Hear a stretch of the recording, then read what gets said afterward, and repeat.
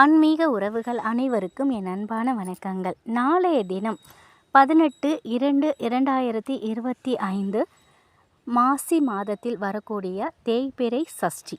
இந்த தேய்பிறை சஷ்டி செவ்வாய்க்கிழமையோடு வருவது மிக மிக சிறப்பான ஒரு நாள் அப்படின்னே சொல்லலாம். கடன் சுமையிலிருந்து கஷ்டமில்லாமல் நம்ம வெளிவரணும் அப்படின்னா நம்ம செய்ய வேண்டிய வழிபாடு முருகப்பெருமான் வழிபாடு. வாரந்தோறும் செவ்வாய்க்கிழமை முருகப்பெருமானை வழிபாடு செய்யணும். மாதந்தோறும் வரக்கூடிய சஷ்டி திதி, கிருத்திகை இது போன்ற தினங்களில் நம்ம முருகப்பெருமானை மனசார நினைச்சு வழிபாடு செய்யணும். உங்களால் கோவிலுக்கு போக முடிந்தால் முருகப்பெருமானை போய் தரிசனம் பண்ணிட்டு வாங்க. முடியலைனாலும் பரவாயில்ல, வீட்டில் இருந்தபடியே முருகப்பெருமானோட படத்திற்கு முன்னாடி விளக்கேற்றி வச்சு வழிபாடு செய்யுங்க. நிச்சயமாக கடன் தொல்லை படிப்படியாக குறையும், வருமானம் படிப்படியாக உயர ஆரம்பிக்கும். நாளைய தினம் தேய்பிறை சஷ்டி வருது. சஷ்டி திதிங்கிறது மாலை நேரத்தில் தான் அந்த வழிபாடு செய்கிறது ரொம்ப ரொம்ப விசேஷம். நாளை மாலை 6 மணிக்கு குளிச்சிடுங்க. பூஜாரியில் விளக்கேற்றி வைங்க. முருகப்பெருமானோட படத்திற்கு செவ்வரளி பூக்களால் நீங்கள் அலங்காரம் பண்ணிக்கோங்க. நெய்வேத்தியமாக முருகனுக்கு பிடித்த நெய்வேத்தியம் ஏதாவது வைங்க, இல்லை உங்களால் முடிந்த ஏதாவது ஒரு நெய்வேத்தியத்தை வைங்க. அதுக்கப்புறமா ஒரே ஒரு வெற்றிலை, நல்ல வெற்றிலையாக கொஞ்சம் பெருசாக இருக்கிற வெற்றிலையாக எடுத்துக்கோங்க. அது கிழியாத நல்ல வெற்றிலையாக பார்த்து எடுத்துக்கணும். ஒரு கிண்ணத்தில் சுத்தமான சந்தனம் எடுத்துக்கோங்க. சந்தனம் அப்படிங்கிறது முருகப்பெருமானுக்கு ரொம்பவே பிடித்தமான ஒன்று. சுத்தமான சந்தனம் பொடியில் கொஞ்சோண்டு பன்னீர் ஊற்றிக்கோங்க. பன்னீர் வாசமும் முருகப்பெருமானுக்கு ரொம்ப பிடிக்கும். ஒரு தீக்குச்சி எடுத்துக்கோங்க. அதில் அந்த சந்தனத்தை கரைச்சி வச்சுருக்கோம் இல்லையா, அதில் தொட்டுக்கோங்க. உங்ககிட்ட முடிஞ்சாக்கா அந்த மாதுளை குச்சி, இல்லை நெல்லிக்காய் குச்சி, இல்லை மருதாண குச்சி இருந்தனா அந்த குச்சியை நீங்கள் பயன்படுத்திக்கலாம் இதுக்கு. அப்படி இல்லாத பட்சத்தில் ஒரு தீக்குச்சி எடுத்து அது பின்புறம் நீங்கள் பயன்படுத்திக்கோங்க. அந்த சந்தனத்தில் கரைச்சி வச்சுருக்கோம் இல்லையா, அதில் அந்த குச்சால் தொட்டு வெற்றிலை மேலே ஓம் சரவண பவ அப்படின்னு எழுதிடுங்க.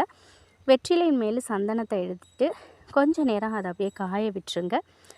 அந்த சரவணபன மந்திரத்தின் மேலே ஒரு 2 செவ்வரளி பூக்களை வச்சு இந்த வெற்றிலையை உங்கள் வீட்டில் இருக்கக்கூடிய முருகப்பெருமானோட படத்திற்கு முன்னாடி அவர் பாதத்தில் நீங்கள் வச்சுடுங்க. கொஞ்சமாக செவ்வரளி பூக்களை அந்த வெற்றிலை மேலே போட்டு முருகனோட மந்திரத்தை சொல்லி அர்ச்சனை செய்கிற மாதிரி நீங்கள் செய்யணும். என்னுடைய கடன் சுமை முழுவதும் குறையணும் அப்படின்னு மனசார முருகப்பெருமான்கிட்ட வேண்டிக்கோங்க. உங்கள் பிரார்த்தனை பண்ணிவிட்டு நீங்கள் தீபதூபம் எல்லாம் காட்டி உங்களோட வழிபாட்டை முடிச்சுக்கோங்க. நிச்சயமாக ஏதாவது ஒரு ரூபத்தில் முருகப்பெருமான் உங்களுக்கு அந்த கடன் பிரச்சனை தீர்க்க நேரில் வருவாங்க. ஏதாவது ரூபத்தில் நிச்சயமாக உங்கள் கண்ணில் தெம்படுவாங்க. இது நிதர்சனமான உண்மை. நம்பிக்கையோடு இந்த வழிபாடை முருகப்பெருமானை நினைத்து செய்து பாருங்கள். நிச்சயம் நல்லது நடக்கும். அதுவும் செவ்வாய்க்கிழமையோடு சேர்ந்து வரக்கூடிய இந்த சஷ்டி, தேய்பிறை சஷ்டினால் தவற விடாதீங்க. உங்களுடைய கஷ்டம் படிப்படியாக குறைந்து போவதை உங்கள் கண்கூடாக உணரலாம். ஏதாவது ரூபத்தில் உங்கள் பிரச்சனையெல்லாம் முருகப்பெருமான் தீர்த்து வைப்பாங்க. நம்பிக்கை உள்ளவங்க நிச்சயம் இதை செய்து பாருங்கள். ஒரு நொடியில் உங்களுடைய கஷ்டம் கவலை எல்லாம் தீர்ந்து போகும். முருகனோட அருளாசி பரிபூர்ணமாக உங்களுக்கு கிடைக்கும். நாளைய தினம் மறக்காமல் இந்த ஒரு வழிபாடு செய்யுங்க. முடிஞ்சால் பக்கத்தில் முருகப்பெருமானோட கோவில் இருந்தது, அவங்களுக்கு அபிஷேகம் நடந்ததுன்னா உங்களால் முடிந்த பொருட்கள் நீங்கள் வாங்கி கொடுக்கலாம். இல்லைன்னா ஒரு பன்னீர் பாட்டில் இல்லை ஒரு சந்தனமாவது நிச்சயம் வாங்கி கொடுங்க. இல்லை பால் 1/2 லிட்டர் முடிஞ்சால் வாங்கி கொடுங்க. 16 செல்வங்களும் உங்களுக்கு கிடைக்கும். ரொம்ப ரொம்ப விசேஷமான நாள். இது போன்ற நாள்லாம் வருவதுங்கிறது ரொம்ப அரிய ஒரு விஷயம். அது செவ்வாய்க்கிழமை முருகப்பெருமானுக்கு உகந்த நாள். சஷ்டி திதி முருகன் பெருமானோட திதி. இந்த நாளில் வருவதுங்கிறது மிக மிக மிக மிக அற்புதமான நாள். நாளைய நாளை தவற விடாதீங்க. உங்களால் இதை செய்ய முடியல, என்னால் முடியலைனாலும் பரவாயில்லைங்க, முருகப்பெருமானை நினைத்து உங்கள் வீட்டில் ஒரு தீபமாவது ஏற்றி வைங்க. நிச்சயமாக நல்லது நடக்கும். 100% முருகப்பெருமான் உங்களுடைய கவலையை தீர்த்து வைப்பாங்க. முருகன் மேல் நம்பிக்கை வைங்க.